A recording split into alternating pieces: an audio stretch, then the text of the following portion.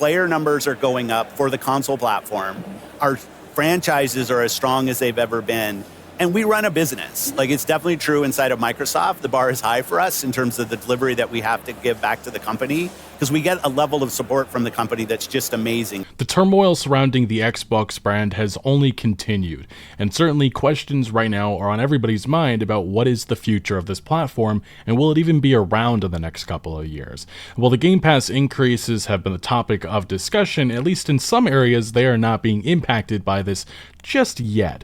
Microsoft delays Xbox Game Pass Ultimate price hikes for some subscribers, and this is not coming out of the generosity of their hearts. And it has now been said by Microsoft that the price increase will only currently affect new purchases and not existing subscribers in markets like Germany, Ireland, South Korea, Poland, and India. At the time, these increases will only affect new purchases and will not affect your current subscription for the market in which you reside, as long as you are on an auto-recurring plan. It's like almost blackmail. Like, if you get off of this, well, you're getting hit with that $30 price that is now the norm for everybody worldwide. Although in some of these other territories, it's even more. But the key word there, again, is at this time. And it says, should you choose to cancel your plan or repurchase, you will be charged at the new current rate. And Microsoft confirmed to The Verge that the email is genuine and it's not impacting subscribers in the US or UK, which aka just means, well, you get screwed no matter what. And it's not, like I said, this is the email that's been going around that a lot of people were questioning its authenticity at first, but it has been confirmed it is the real deal. And ultimately, many people have been curious, why isn't just these specific countries that they're not seeing the price increase quite yet? Well, it comes down to local regulations on subscription price changes, which again, Microsoft has put a strong emphasis on. They're going to be pushing this sooner or later, even for those places. So, like I said, no matter what, everything surrounding this brand just on fire right now. And the extent of this chaos is certainly not limited to just the software side, because additionally, physical has been an absolute disaster this generation, just like it was last time. We're actually seeing multiple retailers pulling stock. We talked about this in a recent video, that Costco became one of the first ones confirming that they will no longer sell Xbox consoles. Sam's Club seemingly followed hand, saying that they're clearancing their existing stock that they had. And many people taking this as a sign that many retailers are just trying to get rid of Xbox because there's just no worth of having something that a lot of people just aren't interested in.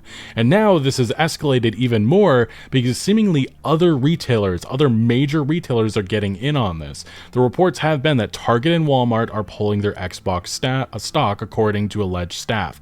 And the big thing that's missing from this article is that it doesn't seem to be widespread, at least yet.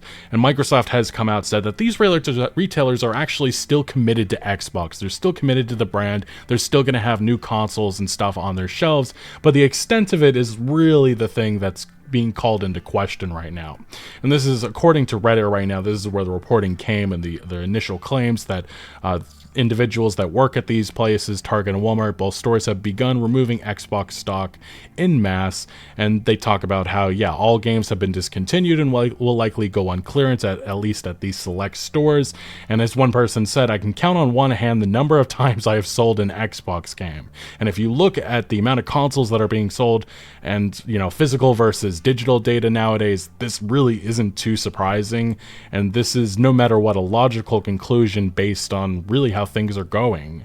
And it is also highlighted here that Walmart store I worked at, this is an employee, is getting rid of Xbox games too. We are doing a store remodel now, and the new layout for electronics will have no Xbox games, and Switch and PlayStation will be condensed to one lock case each. Like I said, when you entered into these stores years ago, you used to have massive sections. It was all Xbox, all PlayStation, all Switch, like 3 sections. Now it's limited down because, again, they prioritize digital over physical. I think nowadays it's said that almost 90% of video game purchases are made digitally. People are no longer buying physical copies, and a lot of the times when they're buying consoles, when they're buying new copies, a lot of the time it's through Amazon and other, online store sellers. But yes, this is an image somebody gave. My local Target is getting rid of their Xbox section. But again, the extent of this, it doesn't seem to be widespread, at least yet, and that's something that Microsoft keeps hammering home on, but obviously there's no response to the fact that Costco just openly came out and said that they're done completely, and also seemingly Sam's Club. But yeah, as somebody said, no Xbox products are featured in the Walmart 2025 holiday catalog. Not a great sign, especially when brands like Meta and Playground are given space next to Nintendo plus Sony. And as one individual, Rally Car Delta Gaming, pointed out, Microsoft isn't working with retailers to end Xbox Series hardware, and social media posts are about the worst way to get the truth. I would agree with that. Although I do think that this anecdotal stuff, it is adding up. He goes on to say, this is the real point that I agree with. Microsoft has purposely slowed the proliferation of this series hardware. They are complacent with raising the cost, slowing demand, and basically moving on from it. The fewer units that go out there, the fewer they need to support. And look, this is the bleak image that we have right now. These are some of the estimates that came from August of 2025 in terms of sales, and this is just the frightening image that Xbox and Microsoft leadership are dealing with, and why they're so extremely worried about this platform, and why they've been pushing this Xbox is everywhere marketing campaign. It's because of this. Look at this. Global estimates for August of 2025, Switch 2, over 1 million units sold, Xbox Series X only over 100,000, and then the PlayStation 5's at around 800. That is a stark contrast. That is something that has to be frightening, that leadership. And like I said, this is stuff that these estimates are backed by the official data that we've been getting, because the Series X is falling behind compared to the Xbox One, something that is honestly astonishing because of all the changes and stuff that we've seen. Xbox as a brand just no longer represents something that a lot of the average consumer cares about. In the United States, a little bit more so, but Europe, around the world, no. Despite the bleak past few years and declining sales, Microsoft has said multiple times now that they are still committed to their future hardware, which they've never really excelled at, and they, again, have answered a lot of the rumors and leaks that have emerged that called into question the future of this lineup, saying we're actively investing in our future first-party consoles and devices. And based on a lot of the stuff with Microsoft and them canceling products almost instantaneously afterwards, we'll see with all of that.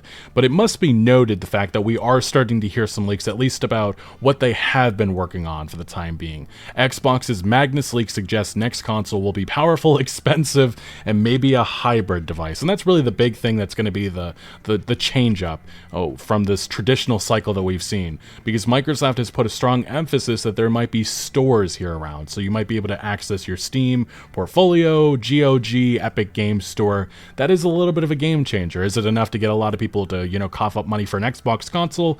I still don't think so, because the counter argument is just buying a PC. Ultimately, though, the big problem that Xbox is going to run into is this detail. Next-gen Xbox consoles could be more expensive than the PlayStation 6, and analysts right now believe that it could be pushing into the $800 to $1,200 range, and based on the fact that they're selling right now an Xbox One X for $800, this really isn't too surprising, and it really is frightening.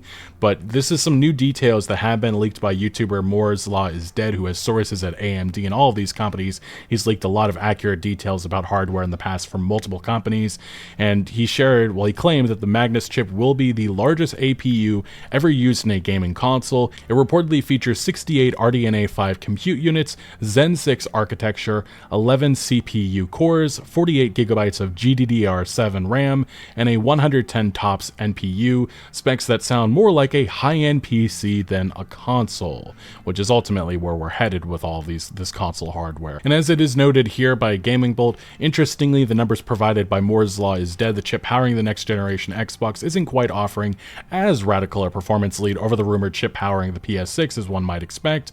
While the Magnus APU might end up having a TDP of 350 watts, around 70% higher than what is expected of the PS6's chip, performance gains are reportedly only in the 30 to 35% range, according to this report. And it continues going on to say, while it may not offer the ability to play games at higher resolutions, multi-platform titles will likely end up offering smoother and higher frame rates on the Xbox rather than the PS6. This is Gaming Bolt's assessment. I would really hit back and say that it all comes down to optimization, and it's been iffy here this generation, at least for Xbox. comparatively, because the concentration for a lot of developers is on the platform that is most played, and that tends to be PlayStation. An example provided by Moore's Law is Dead states that a title running on the PS6 at 4K resolution, 120 FPS can run on the Xbox's APU at 4K and 144 FPS. Other rumors surrounding the next generation Xbox have indicated that Microsoft might be looking to create a PC console hybrid machine that, along with being able to play games purchased, especially for the console, will also seemingly be able to run games bought from Steam or GOG, and that really is going to be the one big thing that I think they're going to have to lean on, and I don't know if that's going to result in that much of a drastic increase in interest in Xbox, but we'll see. They're running out of options, to be honest. These reports indicate that Microsoft might be planning an even harder push into its Xbox Play Anywhere initiative, and again, the reports have also indicated that it's going to be a massive price tag attached to all of this, and that is going to be the big thing that Xbox is going to have to battle, especially depending where the PlayStation 6 comes into price, because having a more powerful console, 30 to 35% range increase in terms of that doesn't matter. We saw that from the Xbox One. That's how they tried marketing the Xbox One X, not the Series X, the Xbox One X, the most powerful console ever made at the time. It didn't mean anything in terms of sales, and they did kind of the same thing with the Xbox Series X, but they undercut it with the Series S, and ultimately all we saw was a lack of interest in the Series X and a lot of developers complaining about how they had to optimize for a console, the Series S, which held back this console generation. Either way, expectations for Xbox's next-gen plans are just at an all-time low right now. There's just no anticipation because there's no trust, and supposedly they're discussing right now a 2027 launch, the same time that PlayStation 6 is supposedly going to be launching. We'll see what happens in that regard. But right now, Xbox's main concentration is on profits, making more and more money, and that's why we've seen them going heavily on the software side of things. And it looks like that may only continue based on some new job hirings, as Xbox is hiring gaming finance experts to drive transformation initiatives with urgency. Yikes, that doesn't sound exactly all that encouraging about their future.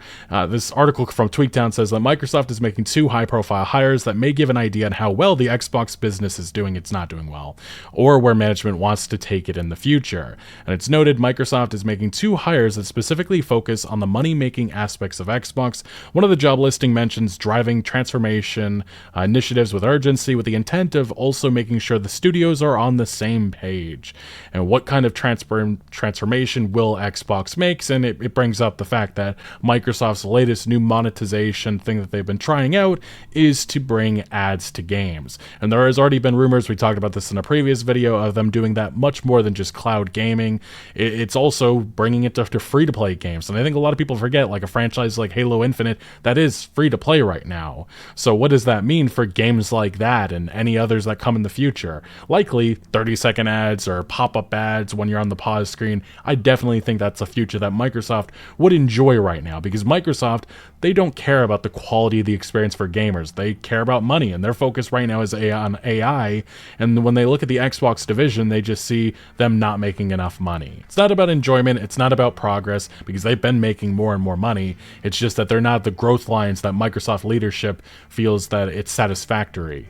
Like, this really needs to be noted, that after they spent that $70 billion merger, like, there's been a lot of concentration on the headlines about how the Microsoft CFO, Amy Hood, has been putting pressure on the Xbox division to start making more and more profits, but this isn't new news. Back in 2023, I was just looking at some of my recent notes, and this was some of the reports that came about right when Hi-Fi Rush under-delivered. Microsoft isn't happy with the state of Xbox. Hi-Fi didn't make enough money, and Microsoft responded to that report saying that, no, Hi-Fi Rush was a breakout hit for us. We all know that was a blatant lie now, but that's what I mean. You just cannot trust this company. The last couple of years, time and time again, they've said one thing and then done another. Now, this is why it's very interesting, because it brings us to an actual former co-founder of Xbox, somebody who was in charge of Microsoft Game Studios for a while, and this is Laura Fryer, who calls the Game Pass price hike a betrayal. She is one of Xbox's original team members, and she's calling out her former employer and describing the price increases as a betrayal of the trust that gamers placed in them. And she actually actually had a extensive video going over all of her thoughts on Game Pass and just the overall health of Xbox. She's been extremely critical the last couple of months about Xbox and also their hardware division, wondering if there's even a future for that stuff. But specifically, this is what she had to say in regards to Game Pass, including this new advertising campaign that I've mocked on the channel before. People were pretty upset about this video, but in fairness, they got it right. I mean, they did give their fans the freedom to choose, and they have. They've left. Not one fan asked for their Game Pass price to be raised by 50%, or for the price of the Xbox to go up by 30%. Exactly. She's hitting home on all the things that a lot of us have been saying. It's very obvious, and you know that's going into the mindset of people like Phil Spencer, Sarah Bond. It's just either they're powerless or they don't care. And this tone-deaf video is further confirmation that the bubble at Xbox is real. Leadership doesn't understand what made them great. That yes-man culture that took over in 2008 has only gotten worse. And this is the result. A crazy price increase for their fans after announcing that Game Pass had made $5 billion. But $5 billion isn't enough in the eyes of Microsoft. They need to be making even more and more. It's that unrealistic growth target, especially a problem with a lot of these publicly traded companies, that is going to continue to play this Xbox division, especially with the billions that continues to be invested and has been invested up to this point into the platform. Xbox wasn't just a brand. It was a lifestyle. It was a point of view. It was innovation and core gaming. It was cool.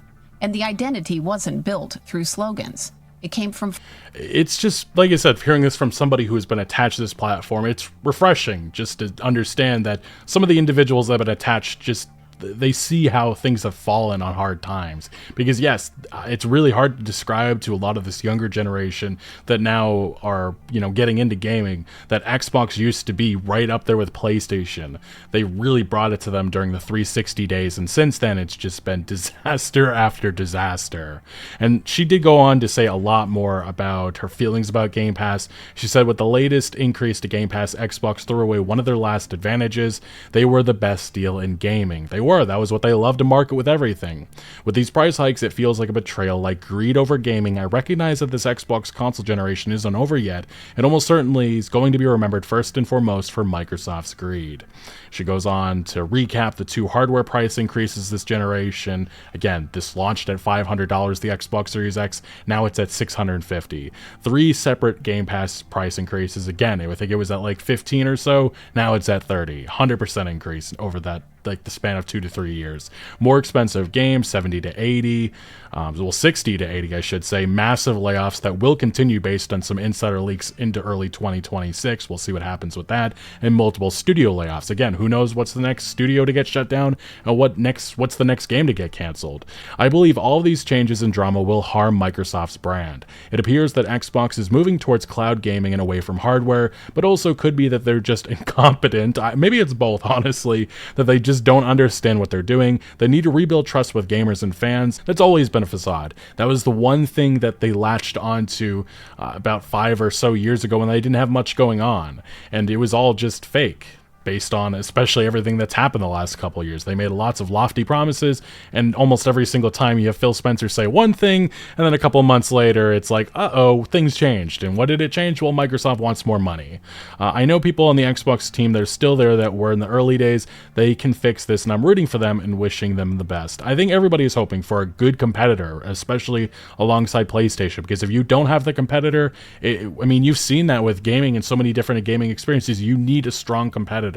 It keeps a lot of these other publishers on their toes, and also it makes for better products and better, prices and everything for consumers. And that's one of the things that needs to be considered about Xbox. It's not like, Xbox is burning to the ground. At the same time, it's like, who knows what the gaming console market could look like in the coming years.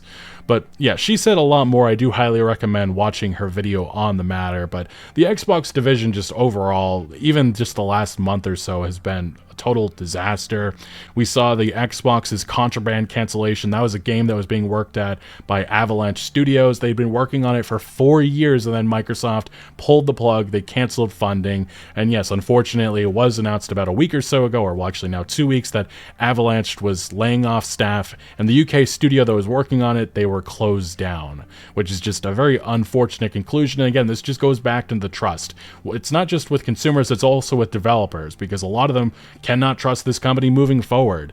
And look, one of their other massive releases earlier this year, this just shows you how badly things have been harmed by Game Pass, and it's the fact that Doom: The Dark Ages reportedly only sold less than 1 million copies. And obviously Bethesda, right upon release, was flaunting the fact that they had over 3 million players, but it's now quite clear that more than 2 million of that was just Game Pass, and we all know now that Microsoft's very unhappy with the profits that are coming from Game Pass. And look, the premier studio, the premier game that has been, this has just been Xbox for the last 20 years, and it just continues to burn to the ground. 343 Studios was an absolute disaster. They rebranded themselves to the Halo Studio.